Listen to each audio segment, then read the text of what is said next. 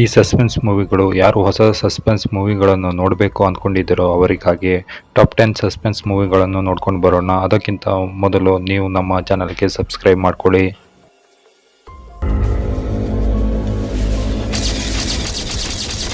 ಪೊಲೀಸರಿಗೆ ಒಂದು ಬಾಕ್ಸ್ನಲ್ಲಿ ಸತ್ತ ವ್ಯಕ್ತಿಗಳ ಡೆಡ್ ಬಾಡಿ ಪಾರ್ಟ್ಗಳು ಸಿಗ್ತಾ ಹೋಗ್ತವೆ. ಈ ಬಾಕ್ಸ್ನಲ್ಲಿ ಎಷ್ಟು ವ್ಯಕ್ತಿಗಳ ಡೆಡ್ ಬಾಡಿ ಪಾರ್ಟ್ಗಳು ಹಾಗೂ ಕೊಲೆ ಮಾಡುತ್ತಿರುವ ಸೈಕೋ ಕಿಲ್ಲರ್ ಯಾರು ಅಂತ ಕಂಡುಹಿಡಿಯೋದೇ ಈ ಮೂವಿಯ ಸ್ಟೋರಿಯಾಗಿದೆ. ಟಾಪ್ 10ನಲ್ಲಿ ರನನ್ ಆರಂ ತಾವೆರೆಲ್ ಮೂವಿ ಇತ್ತು. ಈ ಮೂವಿಯ ಹೀರೋ ತನ್ನ ಇಮ್ಯಾಜಿನೇಷನ್ನಲ್ಲೇ ಕೊಲೆಗಾರರ ಚಿತ್ರ ಬಿಡಿಸ್ತಿರ್ತಾರೆ. ಮೂವಿಯ ಸ್ಟೋರಿ ತುಂಬ ಇಂಟ್ರೆಸ್ಟಿಂಗ್ ಆಗಿದ್ದು ಮತ್ತು ಈ ಮೂವಿಯು ಸಸ್ಪೆನ್ಸ್ ಕೂಡ ತುಂಬ ಚೆನ್ನಾಗಿದೆ. ಒಬ್ಬ ವ್ಯಕ್ತಿ ತನ್ನ ಕಥೆಯಲ್ಲಿ ಏನು ಬರೀತಾನೋ ಅವೆಲ್ಲ ನಿಜವಾಗ್ತಾ ಹೋಗುತ್ತೆ.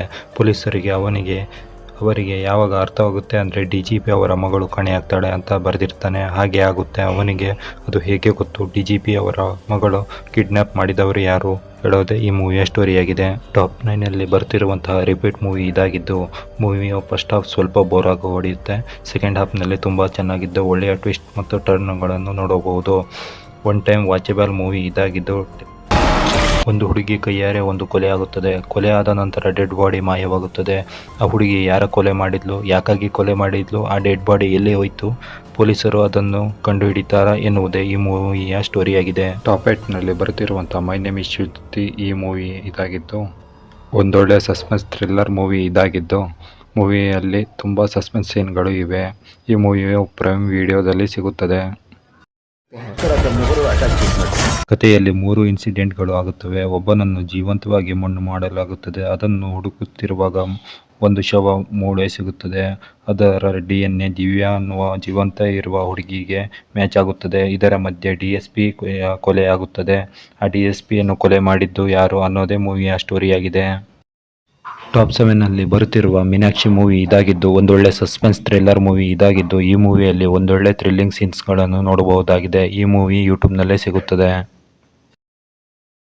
ಒಬ್ಬ ವ್ಯಕ್ತಿಯನ್ನು ಅವಳ ಹೆಂಡತಿ ಎದುರೇ ಕೊಲೆ ಮಾಡ್ತಾನೆ. ಅದರ ನಂತರ ಅವಳ ತಮ್ಮ ಆ ಕೊಲೆಯನ್ನು ಹುಡುಕ್ತಾ ಹೋಗ್ತಾನೆ ಮತ್ತು ಆ ಕೊಲೆಯ ಹಿಂದಿನ ಸತ್ಯವನ್ನು ತಿಳಿಯಲು ಹೋಗ್ತಾನೆ. ಯಾರು ಅದು ಕೊಲೆಗಾರ, ಅದು ಹುಡುಗಿನ ಅಥವಾ ಹುಡುಗನ, ಯಾರು ಅಂತ ಕಂಡುಹಿಡಿಯೋದೇ ಮೂವಿಯ ಸ್ಟೋರಿಯಾಗಿದೆ. ಟಾಪ್ 6ನಲ್ಲಿ ಬರುತ್ತಿರುವಂಥ ರಜನಿ ಮೂವಿ ಇದಾಗಿದ್ದು, ಒಂದೊಳ್ಳೆ ಸಸ್ಪೆನ್ಸ್ ಥ್ರಿಲ್ಲರ್ ಮೂವಿ ಇದಾಗಿದ್ದು, ಲೀಡ್ ಆ್ಯಕ್ಟರ್ನವರು ತುಂಬ ಆ್ಯಕ್ಟಿಂಗ್ ಚೆನ್ನಾಗಿ ಮಾಡಿದ್ದಾರೆ. ಈ ಮೂವಿಯಲ್ಲಿ ತುಂಬ ಕ್ರೈಮ್ ಸೀನ್ಸ್ಗಳನ್ನು ನೋಡಬಹುದಾಗಿದೆ. ಒಂದು ಹುಡುಗಿಯ ಕೊಲೆಯ ನಂತರ ಒಬ್ಬಳು ಪ್ರೈವೇಟ್ ಡಿಟೆಕ್ಟಿವ್ ಆ ಕೊಲೆಯನ್ನು ಯಾರು ಮಾಡಿದ್ದು ಅಂತ ಕಂಡು ಹಿಡಿತಾ ಇರ್ತಾಳೆ. ನಂತರ ಅವಳು ಕಾಣೆ ಆಗ್ತಾಳೆ.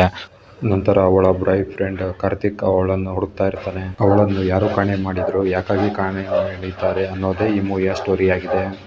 ಟಾಪ್ 5ನಲ್ಲಿ ಬರುತ್ತಿರುವಂತಹ ಡಿಟೆಕ್ಟಿವ್ ಕಾರ್ತಿಕ್ ಮೂವಿ ಇದಾಗಿದ್ದು, ಒಂದೊಳ್ಳೆ ಡಿಟೆಕ್ಟಿವ್ ಸ್ಟೋರಿ ಆಧಾರಿತ ಮೂವಿ ಇದಾಗಿದೆ. ಮತ್ತು ಒಳ್ಳೆ ಸಸ್ಪೆನ್ಸ್ ಸೀನ್ಗಳನ್ನು ಈ ಮೂವಿಯಲ್ಲಿ ನೋಡಬಹುದಾಗಿದೆ. ಒಂದು ಹುಡುಗಿ ಒಂದು ಕಾಯಿಲೆಗೆ ಒಳಗಾಗಿರ್ತಾಳೆ. ಯಾವಾಗಲೂ ಆತ್ಮಗಳ ಜೊತೆ ಮಾತಾಡ್ತಿರ್ತಾಳೆ. ಇವಳನ್ನು ಒಬ್ಬ ವ್ಯಕ್ತಿ ವಶ ಮಾಡ್ಕೋಬೇಕು ಅಂದ್ಕೊಂಡಿರ್ತಾನೆ. ಇವೆಲ್ಲ ಈ ಮೂವಿಯನ್ನು ನೋಡಲು ಕಾರಣವಾಗಿದ್ದು, ಈ ಮೂವಿಯ ಕಥೆಯು ರೇಖಾ ಎನ್ನುವ ಹುಡುಗಿಯ ಕಥೆಯಾಗಿದ್ದು, ಅವಳು ಮಾತ್ರ ದೆವ್ವಗಳನ್ನು ನೋಡಬಹುದಾಗಿದೆ. ಇದೇ ಈ ಮೂವಿಯ ಸ್ಟೋರಿಯಾಗಿದೆ. ಟಾಪ್ 4ನಲ್ಲಿ ಬರ್ತಿರುವಂತಹ ತಂತ್ರ ಮೂವಿ ಇದಾಗಿದ್ದು, ಒಂದೊಳ್ಳೆ ಹಾರರ್ ಮೂವಿ ಇದಾಗಿದೆ. ಕಪಲ್ಸ್ ಒಂದು ಮಹಿಳೆಯ ಕೊಲೆ ಕೇಸ್ನಲ್ಲಿ ಸಿಕ್ಕಾಕೊಂಡು ಬಿಡ್ತಾರೆ. ಇವರು ಕೊಲೆ ಮಾಡಿಲ್ಲ ಅಂತ ಹೇಗೆ ಪ್ರೂವ್ ಮಾಡ್ತಾರೆ, ಅಥವಾ ಇವರೇ ಕೊಲೆ ಮಾಡಿರೋದೇ ಅನ್ನೋದೇ ಈ ಮೂವಿಯ ಸ್ಟೋರಿಯಾಗಿದೆ. ಟಾಪ್ 3ನಲ್ಲಿ ಬರುತ್ತಿರುವಂಥ ಅನಿತಿ ಮೂವಿ ಇದಾಗಿದ್ದು, ಒಂದೊಳ್ಳೆ ಸಸ್ಪೆನ್ಸ್ ಥ್ರಿಲ್ಲರ್ ಮೂವಿ ಇದಾಗಿದೆ. ಇದನ್ನು ನಿಮ್ಮನ್ನು ಕೊನೆವರೆಗೂ ಒಳ್ಳೆ ಎಂಗೇಜಿಂಗ್ ಆಗಿ ಇಡುತ್ತದೆ.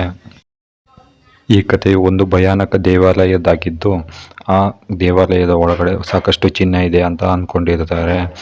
ಆ ಚಿನ್ನವನ್ನು ಯಾರು ರಾತ್ರಿ ತೆಗಿಯಕ್ಕೆ ಹೋಗ್ತಾರೋ ಅವರು ಅಲ್ಲೇ ಸತ್ತೋಗ್ತಾ ಇರ್ತಾರೆ. ಚಿನ್ನ ತೆಗೆಯಲು ಹೋಗುತ್ತಾರೋ ಬದುಕ್ತಾರಾ ಅನ್ನೋದೇ ಈ ಮೂವಿಯ ಸ್ಟೋರಿಯಾಗಿದೆ. ಟಾಪ್ 2ನಲ್ಲಿ ಬರುತ್ತಿರುವಂಥ ಮಾಯನ್ ಮೂವಿ ಇದಾಗಿದ್ದು, ಒಂದೊಳ್ಳೆ ಸಸ್ಪೆನ್ಸ್ ಥ್ರಿಲ್ಲರ್ ಮಿಸ್ಟ್ರಿ ಮೂವಿ ಇದಾಗಿದೆ. ಈ ಮೂವಿಯು ತುಂಬ ಮಿಸ್ಟ್ರಿಯನ್ನು ಹೊಂದಿದೆ. ಈ ಕಥೆಯು ಒಂದು ಪೊಲೀಸ್ ಆಫೀಸರ್ದಾಗಿದ್ದು, ಸೀರಿಯಲ್ ಕಿಲ್ಲಿಂಗ್ ಅನ್ನು ತಡೀತಾ ಇರಬೇಕಾದ್ರೆ ಮತ್ತೊಂದು ಕೊಲೆಯಾಗುತ್ತದೆ. ಅದನ್ನು ಆ ಪೊಲೀಸ್ ಆಫೀಸರೇ ಮಾಡಿರ್ತಾನೆ. ಮುಂದೆ ಏನಾಗುತ್ತದೆ ಅಂತ ನೀವು ಮೂವಿಯನ್ನು ನೋಡಬೇಕಾಗಿದೆ. ಈ ಮೂವಿಯು ತುಂಬ ಥ್ರಿಲ್ಲಿಂಗ್ ಸಿನಿಮಾ ಆಗಿದೆ. ಈ ಮೂವಿಯಲ್ಲಿ ಲವ್ ಸ್ಟೋರಿಯು ತುಂಬ ಚೆನ್ನಾಗಿದೆ. ಟಾಪ್ 1ನಲ್ಲಿ ಬರುತ್ತಿರುವ ನಮ್ಮ ಕನ್ನಡದ ಸಿನಿಮಾ ಕೇಸ್ ಆಫ್ ಕೊಂಡಾಣ ಆಗಿದ್ದು, ಈ ಮೂವಿಯು ಒಂದೊಳ್ಳೆ ಸಸ್ಪೆನ್ಸ್ ಥ್ರಿಲ್ಲರ್ ಕಥೆಯನ್ನು ಆಧಾರಿತವಾಗಿದ್ದು ಹಾಗೂ ಲವ್ ಸ್ಟೋರಿ ಆಧಾರಿತ ಮೂವಿ ಆಗಿದೆ. ಈ ಟಾಪ್ 10 ಸಿನಿಮಾಗಳಲ್ಲಿ ಯಾವ ಮೂವಿ ಇಷ್ಟ ಆಯಿತು ಅಂತ ಕಮೆಂಟ್ ಬಾಕ್ಸ್ನಲ್ಲಿ ತಿಳಿಸಿ. ಧನ್ಯವಾದಗಳು.